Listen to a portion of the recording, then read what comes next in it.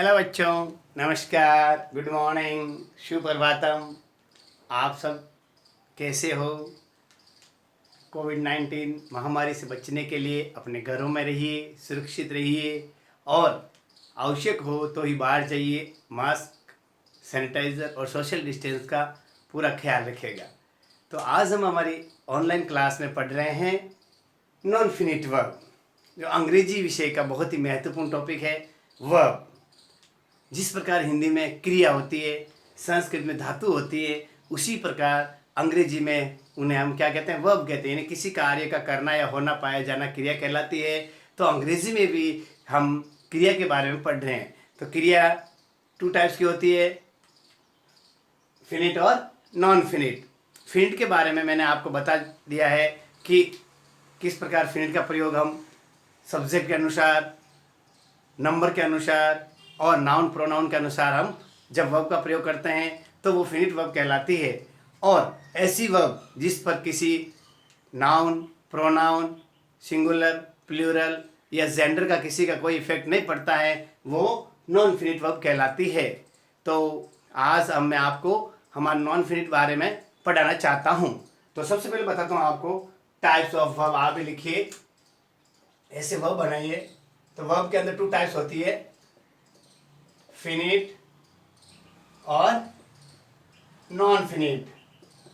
आज हम पढ़ रहे हैं नॉन फिनिट। फिनिट के बारे में आपको बता चुका हूं कि फिनिट वर्ब क्या होती है, इसका उपयोग कैसे किया जाता है। इसके लिए मैंने आपको बताया था कि फिनिट वर्ब के अंदर ट्रांजेक्टिव वर्ब, इंट्रांजेक्टिव वर्ब और लिंकिंग वर्ब, और एक चौथी थी है एक्सिलरी, जिसे अपन हेल्पिंग वर्ब भी कहते हैं। तो ये जो मॉडल एक्सिलरी, ये सब किस में आते हैं? फिनिट में आते हैं। यानी इनका प्रयोग हम सब्जेक्ट, जेंडर, नाउन प्रोनाउन को देख के करते हैं। और नॉन फिनिट इसके ऊपर किसी का भी प्रभाव नहीं पड़ता है। ठीक है, तो आप ऐसा चार्ट बना लीजिए, फिनिट के अंदर वापस लिख लीजिए, वापस रिवीजन हो जाएगा।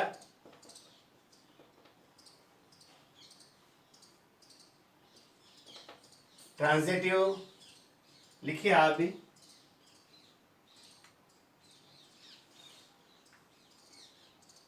लिख रहे हो। इंट्रांजिटिव,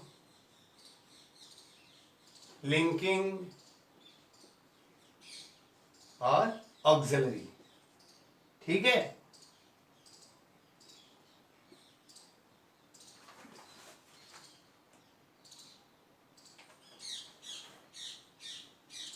ये होती है 4 प्रकार की फिनिट। आप ही नोट कर लीजिए, ट्रांजिटिव, इंट्रांजिटिव, लिंकिंग और ऑक्सिलरी। ये तो मैंने आपको हमारे अपने YouTube चैनल शहर हैप्पीनेस संस्कृत एजुकेशन पर अच्छी तरह समझा दी है। आप विजिट कीजिए और वह वीडियोस को देखिए, तो आपको ये हो जाएगा। आज हमारा महत्वपूर्ण टॉपिक है नॉन फिनिट, ये वाला। अब इसके अंदर आज हम पढ़ रहे हैं, ध्यान रखना, इसके महत्वपूर्ण है। इसके भी 3 पार्ट हैं। ठीक है, ये 3 पार्ट आज हम पढ़ेंगे कि नॉन फिनिट वर्ब के महत्वपूर्ण पार्ट कौन कौन से हैं। नॉन फिनिट वर्ब के महत्वपूर्ण पार्ट आप भी लिखिए, ज़ीरोन, ज़ीरन लिखिए आप। दूसरा है इन्फिनिटिव,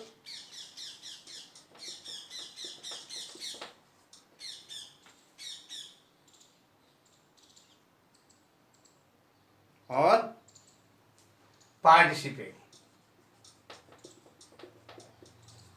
ठीक है, ये लिखिए आप लिख लीजिए, ऐसा चार्ट बना लीजिए कि फिनिट वर्ब और नॉन फिनिट वर्ब में कौन कौन से आते हैं। फिर हम हमारे हिसाब से अच्छी तरह से आगे चल रहे हैं। आपने चार्ट बना लिया होगा अच्छी तरह से। अब हम आते हैं वापस अपने टॉपिक पे। मिटा दूँ ये आपने बना लिया होगा। ट्रांजिटिव, इंट्रांजिटिव, लिंकिंग और ऑक्सिलरी वर्ब फिनिट के अंदर आती है।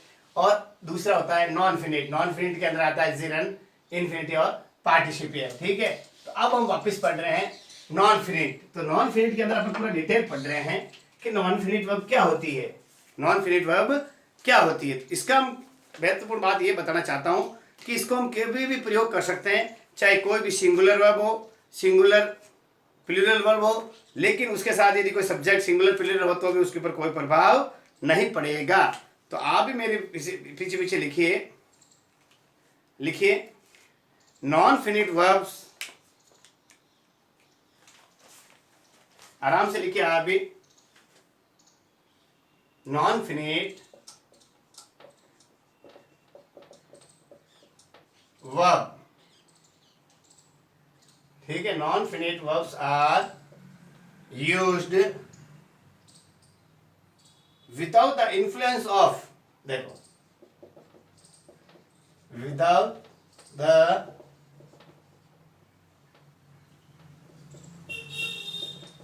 influence of subject, person,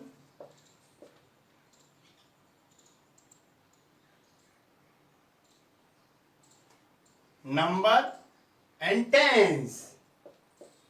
ये ध्यान रखना, नंबर एंड टेंस, यानी नॉन फिनिट वर्ब वो होती है जो अपने आप स्वतंत्र रूप से प्रयोग होती है, बिना किसी के इन्फ्लुएंस यानी बिना किसी के रिकॉर्ड के, सब्जेक्ट, पर्सन, नंबर और टेंस में, इसमें किसी का भी इसके ऊपर रोल नहीं होता है, यानी ये फ्री ऑफ अदर्स होती है। समझ में? अब ये ध्यान रखना, एक महत्वपूर्ण बात है, इनको हम क्या कहते हैं, डबल पार्ट ऑफ स्पीच भी कहते हैं। तो these are called as double part of speech. Double part of speech कैसे होते हैं भाई? मतलब ये अपने आप क्या करते हैं, वो स्वतंत्र वर्क करते हैं। कैसे करते हैं? Noun, verb, adjective, adverb. अब ये देखो, ये खुद भी कभी कभी क्या करते हैं, नाउन, वर्ब, एडवर्ब के रूप में भी इनको यूज किया जा सकता है। आया समझ में? ये भी ध्यान रखना, यूज किस के लिए हो सकती है, डबल स्पीच क्यों कहते हैं कि इनका यूज हम वर्ब के अलावा, नाउन, वर्ब और एडवर्ब के अलावा भी हम इनका उपयोग कर सकते हैं। अब मैं एक सेंटेंस बता के आपको समझाना चाहता हूं। जैसे देखो, I like to read novel. देखो, आई है, नॉवेल्स लिख दो या नॉवेल, आई है, जानते ही हो, फर्स्ट पर्सन है, ठीक है, और प्लूरल माना गया है। तो आई लाइक टू रीड। अब एक सेंटेंस बता रहा हूं, he likes to read novels. We liked to read novels. देखो, to read, to read, to read, तीनों सेंटेंस डिफरेंस है टेंस के हिसाब से और नंबर के हिसाब से, पर्सन के हिसाब से, सब्जेक्ट के हिसाब से, लेकिन तीनों के अंदर to read, to read, to read है, यही नॉन फिनिट वर्ब है। आया समझे? ये जो मैंने लिखा है इस वाक्य में, यानी इनके ऊपर नाउन हो, सब्जेक्ट हो, ये सब्जेक्ट, ये third person singular, first person plural, ये प्लूरल, लाइक मैन वर्ब की first form, like main verb first, like main verb की सेकंड फॉर्म। यहाँ पे टू रीड, टू रीड, यहाँ पे कोई इफेक्ट नहीं पड़ा। इस प्रकार हम जब इन वर्ब का उपयोग बिना किसी टेंस, पर्सन, नंबर और सब्जेक्ट के बदलाव के हिसाब से करते हैं तो वो नॉन फिनिट वर्ब कहलाती है। अब मैंने आपको इसके प्रकार बताए थे, जिरन, और दूसरा था आपको पता है क्या था, इन्फिनेटिव और पार्टिसिपेट। तो सबसे पहले मैं आपको ये लिख लीजिए आप भी, और इसके बाद में आगे आप भी लिखते रहिए। अपन डिटेल में चल रहे हैं, इस टॉपिक का नाम है, आप लिखिए टाइप्स। इसकी टाइप्स मैंने बता दी थी उधर आपको चार्ट में, तो अभी वापस लिख लो। 3 टाइप्स है। कितनी टाइप्स है? 3 टाइप्स। कौन कौन सी है? पहले लिखिए जिरन, सेकेंड लिखिए इन्फिनेटिव,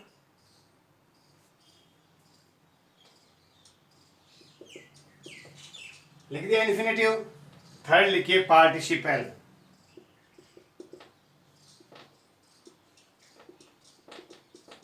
ठीक है। तो ये जिरंड इन्फिनिटिव पार्टिसिपल क्या होते हैं, अब इनके अपन डिटेल पढ़ेंगे। तो अब आप सबसे पहले हम चलते हैं जिरंड के रूप में। जिरंड क्या है आप लिखिए। सबसे पहले हम किस पे चल रहे हैं, जिरंड। ये जिरंड है, देखो लिखिए आप भी जिरंड। जिरंड क्या होते हैं, जब हम, ध्यान रखना आप, किसी भी वर्ब का आईएनजी रूप लगाते हैं, ध्यान रखना, बहुत महत्वपूर्ण बात बता रहा हूं। जिरंड की सीधी पहचान क्या है, किसी भी वर्ब में जब हम आईएनजी रूप लगाते हैं वो क्या रूप बन जाता है, जिरंड बन जाता है। तो आप भी लिखिए मेरे पीछे पीछे, आराम से लिखिए और अच्छी तरह से मैं समझाते हुए आपको चलाता हूं कि gerund is the verbal noun which works as noun, it is formed by adding ING in the main verb. बहुत महत्वपूर्ण है, देखो लिखिए, gerund is the verbal noun which works as noun, बहुत महत्वपूर्ण है, which works as noun। देखो it is form, इसका निर्माण कैसे करते हैं, it is formed by adding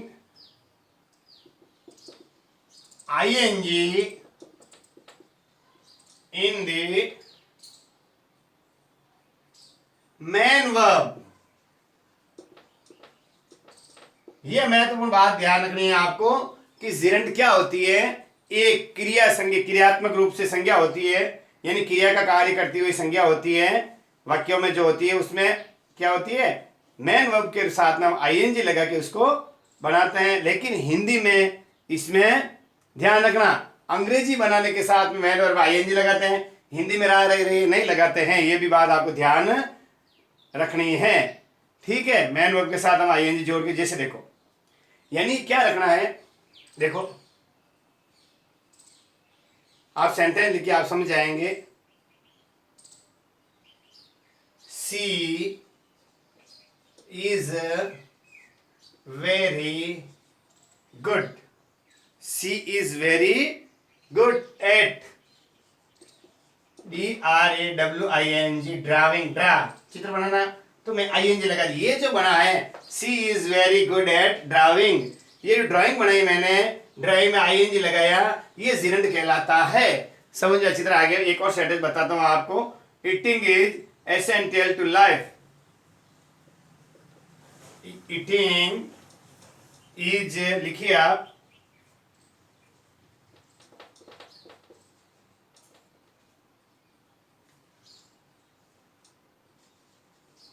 eating is essential to life। ये eating, eat यानी खाना, eat मैन वर्ब है, इसके साथ हमने आईएनजी लगा दिया। अब देखो, stamp collecting is a hobby, तीसरा लिखिए, स्टाम्प कलेक्टिंग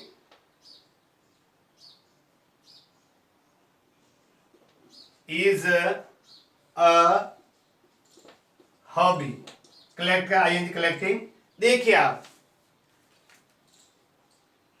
इसमें लास्ट में ड्राइंग, इसमें फर्स्ट में ईटिंग, इसमें बीच में कलेक्टिंग, यानी जिरंड का प्रयोग हम वाक्य के शुरू में, मध्य में और पीछे, जहां पर भी मैन वर्ब है उसका आईएनजी रूप में हम कर सकते हैं। लिख लीजिए आप, तीनों उदाहरण मैंने इसलिए बताए कि ऐसा नहीं कि जो पीछे आता, नहीं पीछे भी नहीं आ सकता है, शुरू में भी आ सकता है और बीच में भी आ सकता है। जैसे she is very good at drawing, draw के साथ आईएनजी लगा दिया, ईट के साथ ING, eating is essential to life, stamp collecting, ये कलेक्ट के साथ आईएनजी, इन ड्राइंग, ईटिंग और कलेक्टिंग जो सब बने हैं क्या करते हैं, gerund is the verbal noun which works as noun. आया समझे, जो वर्बल नाउन होती है जो नाउन के रूप में कार्य करती है, और इसको हम मैन वर्ब के साथ में आईएनजी लगाते हैं इंग्लिश के अंदर। ये लिख लीजिए आप, अच्छी तरह आपके समझ में आ गया होगा कि मैं किस तरह आपको बताना चाहता हूं कि जिरंड का उपयोग कैसे किया जाए। अब आप लिखिए महत्वपूर्ण, ये आपने लिख लिया होगा। अब लिखना है अपन, जिरंड के ऊपर ही चलते हैं। यूज ऑफ जिरंड, यानी जिरंड का प्रयोग हम कहाँ कहाँ करते हैं, किस रूप में हम जिरंड का प्रयोग करते हैं। जब आपके एग्जाम में पूछा जाए कि सब्जेक्ट के रूप में, ऑब्जेक्ट के रूप में, और ऑब्जेक्ट टू प्रीपोजिशन के रूप में, या कॉम्प्लीमेंट के रूप में, या प्रोविशन के रूप में। अब आप लिख लिया होगा, मैं मिटा रहा हूं। अब आप लिखिए मेरे पीछे पीछे, यूज ऑफ जिरंड। क्या लिखना है? यूज ऑफ जिरंड, यानी जिरंड का प्रयोग हम कैसे कर सकते हैं, आप ही लिखिए। Use of gerund. अब यूज ऑफ जिरंड के रूप में आप भी लिखिए मेरे साथ साथ, इसको हम कैसे कर सकते हैं। अब देखो, लिखिए, पहला है सब्जेक्ट टू ए वर्ब। देखो, इसको हम 3-4 स्थिति बताना चाहता हूं। फर्स्ट है सब्जेक्ट टू अ वर्ब, यानी किसी भी वर्ब के अंदर एज ए सब्जेक्ट के रूप में हम इसका उपयोग कर सकते हैं। समझ आया? कैसे कर सकते हैं? देखो, playing games make us active. देखो एग्जांपल देखिए, playing games make us active, make us active. ये जो वर्ब है प्ले, सुनना आप, प्ले जब किसी वाक्य को शुरू करते हैं तो सब्जेक्ट के रूप में कार्य करती है। जैसे वर्ब है प्ले यानी खेलना, तो प्ले के साथ में हमने आईएनजी लगा दिया, तो playing games make us active. तो जो सब्जेक्ट के रूप वर्ब थी, इसको हम सब्जेक्ट के रूप में जब हमने यूज कर लिया, ध्यान रखना, जब हम इसको सब्जेक्ट के रूप में यूज कर लेते हैं तो वो सब्जेक्ट टू वर्ब क्या हो जाएगा? जिरंड हो जाएगा। आगे समझा आप? लेकिन इसमें हम कब कर सकते हैं? देखो, ये बात महत्वपूर्ण ध्यान रखना, क्रिया को जब हम कर्ता के रूप में जिरंड व इंफिनिटिव के रूप में भी हो सकता है, लेकिन जिरंड का प्रयोग हम हैबिट के लिए करते। ध्यान रखना, क्या बताया? हैबिट के साथ। ध्यान रखना, जिरंड का प्रयोग कब करते हैं? जब सब्जेक्ट कैसा हो? हैबिचुअल हो। तो सब्जेक्ट टू वर्ब कब कर सकते हैं? हैबिट के रूप में, कोई अपना आदतन कार्य है उसके रूप में जब हम किसी भी वर्ब को यूज में लेंगे, आईएनजी लगा के सब्जेक्ट बनाएंगे, तो वो क्या हो जाएगा? हमारा जिरंड हो जाएगा। ध्यान रखना आप। और ठीक है, समझ में आ गया होगा आपके। जैसे reading is easier than writing, तो रीडिंग में क्या है? हमारी हैबिट में आता है। जो हैबिचुअल कार्य होता है उनमें हम क्या करते हैं? किसका प्रयोग करते हैं? हैबिचुअल, और एक्सपीरियंस के साथ में हम जिरंड का प्रयोग करते हैं। ठीक है, अब देखो, ये मैंने बता दिया आपको। स्विमिंग इज गुड एक्सरसाइज, लिखिए आप, swimming is a good exercise. जब हम स्विम को आईएनजी लगा के सब्जेक्ट के रूप में यूज कर लेते हैं तो वो जिरंड बन जाता है। अब देखना, सब्जेक्ट के बाद में आता है ऑब्जेक्ट टू ए वर्ब। ध्यान रखना, दूसरा ले रहे हैं, सब्जेक्ट टू ए वर्ब ले लिया पहले, अब दूसरा लीजिए आप, ऑब्जेक्ट टू ए वर्ब। दूसरा तो कौन सा है जिरंड का? बी में लिखिए, ऑब्जेक्ट टू अ वर्ब, यानी वर्ब जब ऑब्जेक्टिव रूप में होती है। ध्यान रखना, वर्ब जब ऑब्जेक्टिव रूप में होती है तो हम उसको किस प्रकार जिरंड बनाएं, यानी जब वर्ब को ऑब्जेक्टिव रूप में लेकर के साथ में आईएनजी लगा दिया जाता है तो क्या बन जाता है? वो जिरंड बन जाता है। जैसे देखो, आई, एग्जाम्पल देखिए, आई, लिखिए मेरे पीछे पीछे आप, लाइक, आई लाइक रीडिंग। देखो, आई सब्जेक्ट है, लाइक मैन वर्ब है, रीडिंग ये रीड पढ़ना है, ये सब्जेक्ट, ये मैन वर्ब, और ये ऑब्जेक्ट है। तो इस ऑब्जेक्ट के साथ में हमने आईएनजी लगाया तो ऑब्जेक्ट टू ए वर्ब, तो आई लाइक रीडिंग बुक्स, ये हो गया।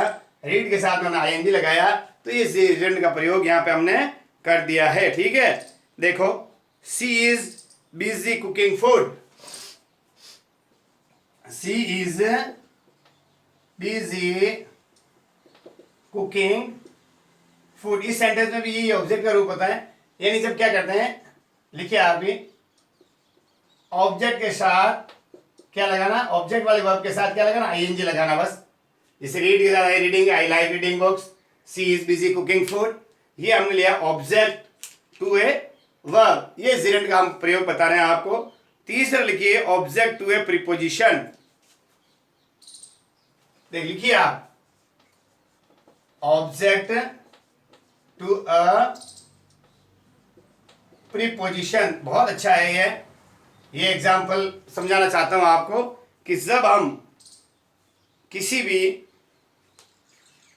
प्रीपोजिशन के जस्ट बाद में जो वर्ब आती है उसको हम आईएनजी रूप बनाएं तो वो जिरेंट बन जाता है। जैसे देखो, I am fond of swimming. देखिए आप एग्जाम्पल देखिए क्या कहना चाहता हूं मैं, आई एम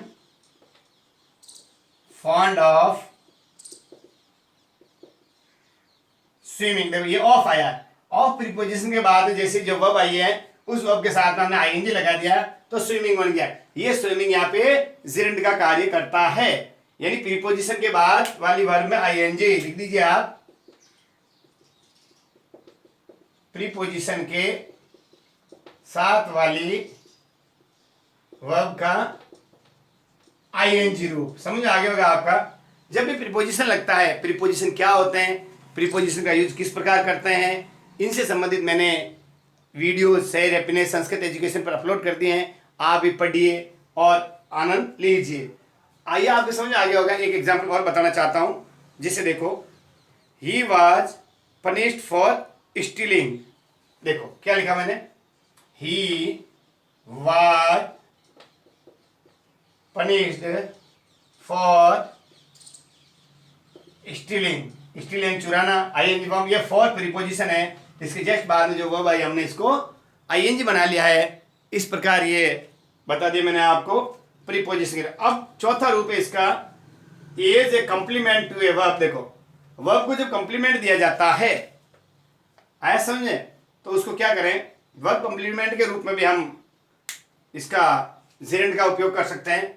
चौथे रूप में लिखिए आप, चौथा और महत्वपूर्ण रूप है आपका इसका, आप लिख लीजिए कि as a complement to a verb, as a complement to a verb, to a verb. Verb के कॉम्प्लीमेंट के रूप में जब हम आईएनजी का प्रयोग करते हैं तो जैसे देखो, माई हॉबी इज राइटिंग। लिखिए आप, एग्जाम्पल से आपको अच्छी तरह समझ में आ जाएगा। My hobby is,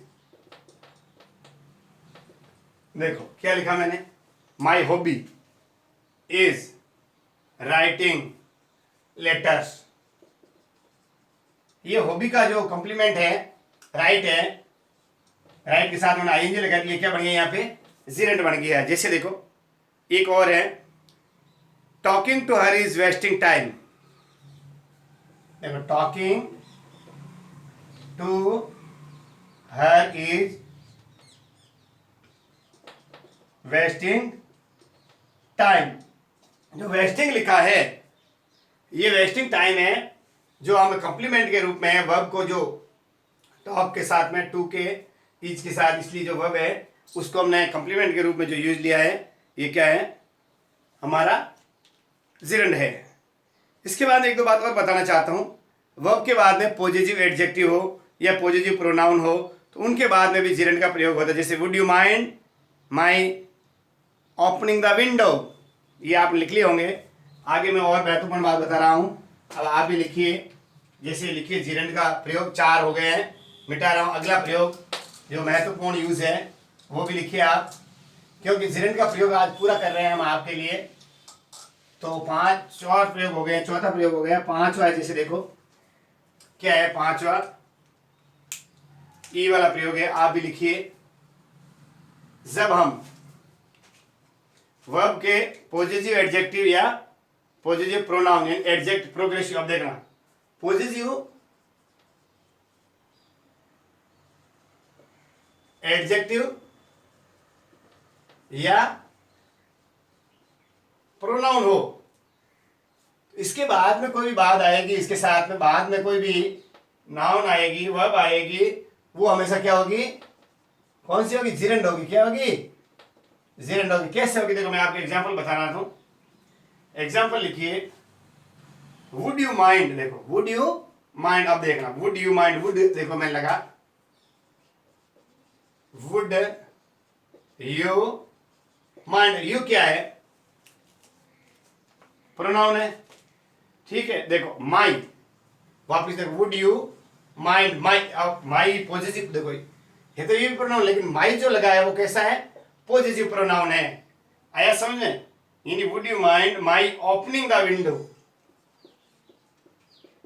opening the window, ये जो माई लगा मैंने पॉजिटिव प्रोनाउन है, इसके जस्ट बाद में कोई भी वर्ब आएगी, जो आएगी उसमें आईएनजी लगा देंगे तो वो जेड वर्ड, जैसे ओपन के साथ आईएनजी लगा देंगे, opening. She is objection to your smoking here, your के साथ हमने स्मोकिंग लगा दिया। अब जैसे देखो अगला है, महत्वपूर्ण है, छोटे, छोटे प्रोविजन है, बिल्कुल शॉर्ट फॉर्म लेते हैं। छोटे प्रोविजन में जैसे मैं क्या करूं, मत थूको, मत देखो, गाड़ी मत रखो, ठीक है। साथ क्या करें, जिरेंड का प्रयोग करते हैं, जिसे कैसे, नो स्मोकिंग। एग्जांपल देखिए, नो स्मोकिंग, नो स्मोकिंग, ये बिल्कुल शॉर्ट, स्मोकिंग जो मैंने बनाया, नो पार्किंग, ये भी यहां पे जिरेंड का यूज हो रहा है, पार्क के साथ आईएनजी लगा के हमने जिरेंड का प्रयोग कर दिया है। आया समझे। अब it is used, it is not used जब आते हैं और गुड के बाद में आता है तुरंत जिरेंड का प्रयोग होता है, बहुत महत्वपूर्ण बात है।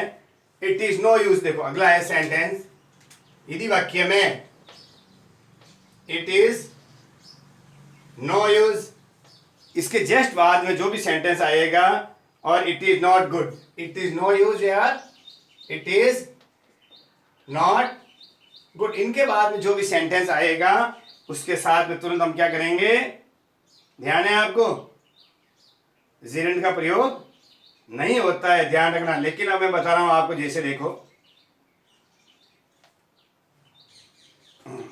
जब हम इन सेंटेंस से यूज करेंगे तो तुरंत हम जिरेंड का उपयोग कर लेंगे। जैसे देखिए, इट इज नॉट, देखो लिखो आप सेंटेंस देखेंगे, it is no use, it is no use, ये सेंटेंस हमने लिखला। इसके जस्ट बाद कोई भी वर्ब आएगी, क्राइंग और स्पेल देखो CRYING, crying, it is no use आते ही इसके बाद जो वर्ब आई है वो जिरेंड का काम कर रही है, ठीक है। क्राइंग ओवर मेल, जैसे इट इज नो यूज आया है उसके जस्ट बाद में हमने क्राइंग के साथ आई क्राइंग लगाया। It is not good waiting for बस, देखो it is not good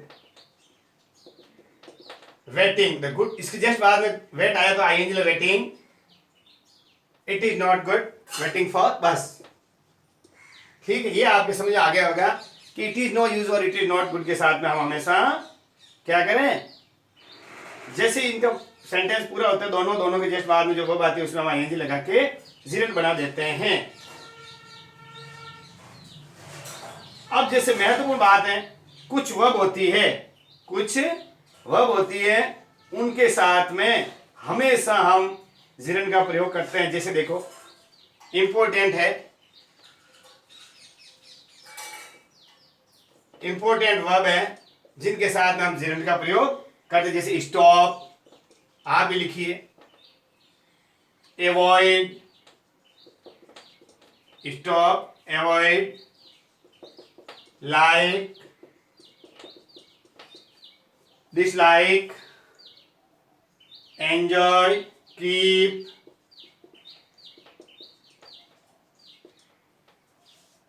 mind, admit,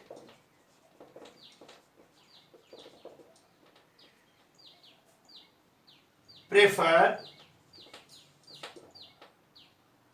risk, आप भी लिखते रहिए, सेव, स्टार्ट, लिव, हेड, गो, कम,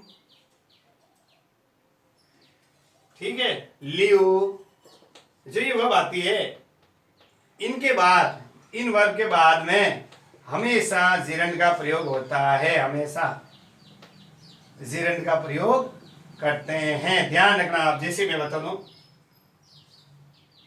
जैसे लिखिए आप भी, देखो, ही केप्ट, कीप की फॉर्म है crime, he kept crime, keep के साथ में क्राइम, ये आ गया, समझ आ गया। जैसे देखो, you should avoid over eating, तो ओवर जैसे प्रीपोजिशन है उसके जस्ट बाद में हमने आईएनजी लगा दिया। ये जो मैंने आपको बताया है बहुत ही महत्वपूर्ण है, ध्यान रखना है आपको, ठीक है। इस तरीके से आज मैंने आपको नॉन फिनिट वर्ब से रिलेटेड जिरंड के बारे में महत्वपूर्ण जानकारी बताई कि जिरंड का क्या महत्वपूर्ण रोल है। सबसे पूरी महत्वपूर्ण इंपॉर्टेंट बात यह बताना चाहता हूं कि जिरंड क्या होता है। यानी जब हम मेन वर्ब को आईएनजी के रूप में प्रस्तुत करते हैं, चाहे सब्जेक्ट के रूप में, चाहे ऑब्जेक्ट के रूप में, और चाहे मेन वर्ब के साथ आईएनजी के रूप में जब भी हम प्रयोग करते हैं, उस कंडीशन के रूल्स भी मैंने बता दिए, किस प्रकार हम इनका यूज कर सकते हैं। आया समझे? तो आईएनजी जो मेन वर्ब की आईएनजी रूप होता है वही जिरंड कहलाता है। ये बात दिमाग में बिठानी है आपको, ठीक है। आप नोट कर लीजिए ये नियम, और आगे आने वाले वीडियोस में हम आपको दूसरे जो पार्टिसिपल और इन्फिनेटिव है उनके बारे में अगले वाले वीडियोस में आपको बताया जाएगा। तो सभी इस वीडियो को पूरा देखें, और जिन्होंने सब्सक्राइब नहीं किया है शहर हैप्पीनेस संस्कृत एजुकेशन को सब्सक्राइब कीजिए, बेल आइकन दबाइए ताकि नोटिफिकेशन आपको मिले, और इस लॉकडाउन में ज़्यादा से ज़्यादा बच्चों तक पहुँचाइए। हमारा उद्देश्य सभी बच्चों तक शिक्षा पहुँचाना है, बिल्कुल फ्री है, यानी निःशुल्क। नमस्कार।